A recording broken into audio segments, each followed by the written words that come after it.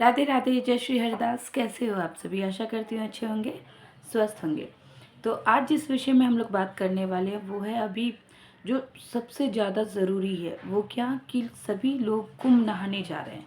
कुंभ जो कि 12 वर्षों में एक बार लग रहा है, तो लोग कुंभ नहाने जा रहे हैं। लेकिन अधिकांशतः जो देखा जाता है कि कुंभ नहाना लोग साधारण वे में ले लेते हैं। जब आप एक कुंभ नहाना यानी एक आप तीर्थ कर रहे हैं, ठीक है, तो तीर्थ को जस्ट कैजुअली लेना और जस्ट जाके एक डुबकी लगा लेना, यही कुंभ नहाने का नियम नहीं होता। अगर आप कुंभ नहाने जा रहे हैं या फिर आपके घर से आपके बड़े आपके बुज़ुर्ग जा रहे हैं, और जो ऐसे तो मुझे मालूम है अधिकांशतः जो भी हमारे बड़े बुजुर्ग हैं वो इन सभी नियमों से भली भांति परिचित है।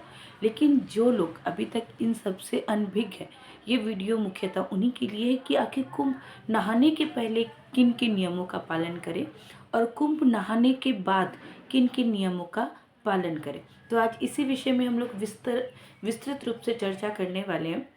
तो सबसे पहले आते हैं कि कुंभ नहाने के पहले क्या क्या करना चाहिए। तो देखिए, कुंभ नहाने के 3 दिन पहले सबसे पहले जब हम कुंभ क्या कर रहे हैं, कुंभ नहाना अर्थात हम एक तीर्थ पे जा रहे हैं, ठीक है। और कुंभ जा करके जब हम वहाँ गंगा मैया में जब हम लोग डुबकी लगाते हैं तो हमारे मन विचार हमारा तन सब शुद्ध होना चाहिए, ठीक है। क्योंकि तीर्थ कर रहे हैं हम पुण्य कमाने के लिए, तो जब मन शुद्ध होगा, तन शुद्ध होगा, तभी हमारा जो हमारे कर्मास है, जो हमसे अनजाने रूप से कुछ भी त्रुटियां हो गई है, गंगा मैया उन्हें पूरे रूप से हटा देंगी और हमारा भावी जीवन बहुत ही सुखमय करेंगी और हमें पुण्य प्रदान करेंगी, है ना। तो इसीलिए हमें चाहिए कि हमें 3 दिन पहले से ही जो सबसे पहले अपने तन की शुद्धता का ध्यान देना है। तो 3 दिन पहले से ही आपको, अगर आप गृहस्थ जीवन में हैं तो आपको ब्रह्मचर्य का पालन अवश्य करना चाहिए। 3 दिन पहले से ही आपको इस नियम को धारण करके चलना चाहिए, क्योंकि आप कुंभ नहाने जा रहे हैं।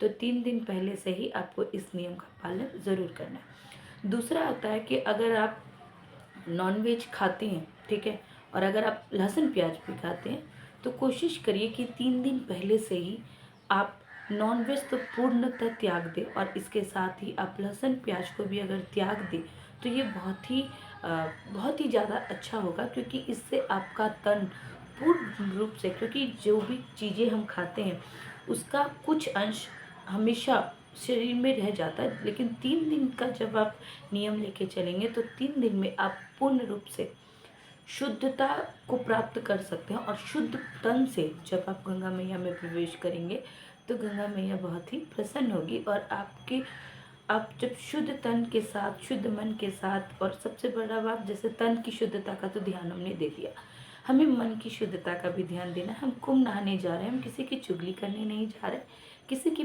निंदा करने नहीं जा रहे। तो इस बात का हमें ध्यान रखना है कि हमें पर निंदा से भी बचकर रहना है। इस बात को हम लोगों को देख करके चलना होगा।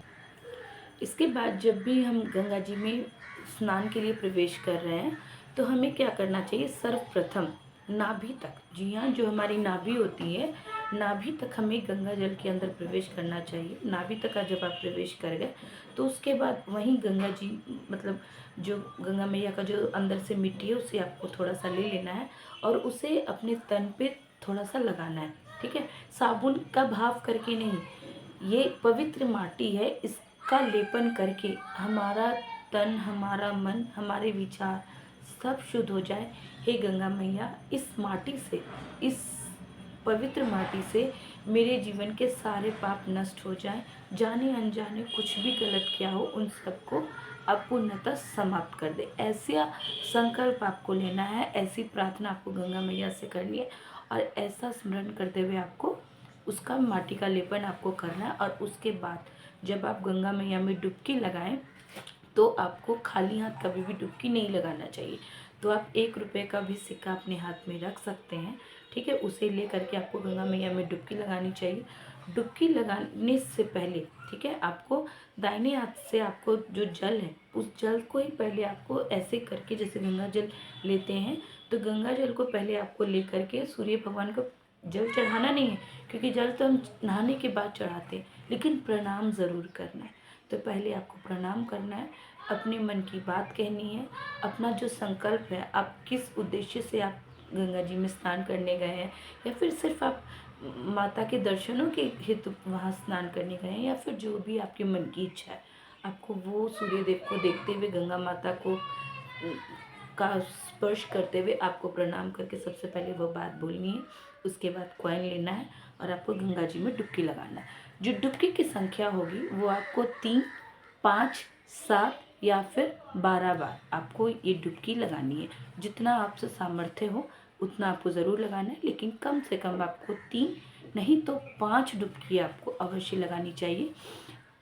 और जब आप डुबकी लगा लें, आप स्नान कर लें, उसके बाद कभी भी, जैसे बहुत से लोगों को देखा जाता है कि वो जो ड्रेस लेके गए हैं वही ड्रेस को लगभग ऊपर से खोल लेते हैं और उसके बाद स्नान करके आके वही ड्रेस पहन लेते हैं। ऐसा नहीं करिएगा। शुद्ध वस्त्र लेकर के जाइएगा और शुद्ध वस्त्रों को धारण कर जब आप स्नान करके निकले तो आप शुद्ध वस्त्रों को धारण करिएगा। उसके बाद गंगा जी के तट पे कभी भी गंगा जी को जब आप पूजा के लिए जा रहे हैं तो सारी सामग्रियों के साथ आप गंगा जी को दूषित नहीं करिएगा। इस बात का आपको पूरा ध्यान रखना है। आपको आपकी जो भी पूजा अर्चना वंदना करनी है वो तट पे करनी है, क्योंकि भगवान श्री राम जी ने भी जब गंगा मैया की पूजा अर्चना की थी तो वो तट पे ही की थी। तो हमारे शास्त्रों में भी इसका वर्णन मिलता है। अतः आपको गंगा जी के तट पे उसकी पूजा अर्चना वंदना करनी है और सारे सामान को ऐसे उठा के आपको गंगा जी में, जैसे बहुत से लोग अपने घर से सूखे हुए फूल और जो भी पूजा की सामग्री होती है वो सब ले जाते हैं और उसे गंगा जी में प्रोवाइड कर देते हैं। ऐसा आपको नहीं करना है। इस बात का आप लोगों को ध्यान रखना है। मतलब इनडायरेक्ट वे में आप समझ ही सकते हैं कि गंगा मैया को दूषित आपको नहीं करना है। इस बात का पूरा रूप से हमें ध्यान रखना है। तो ये हो गए नहाने के पहले के नियम, और नहाने के बाद आपको पूजा अर्चना वंदना करनी है।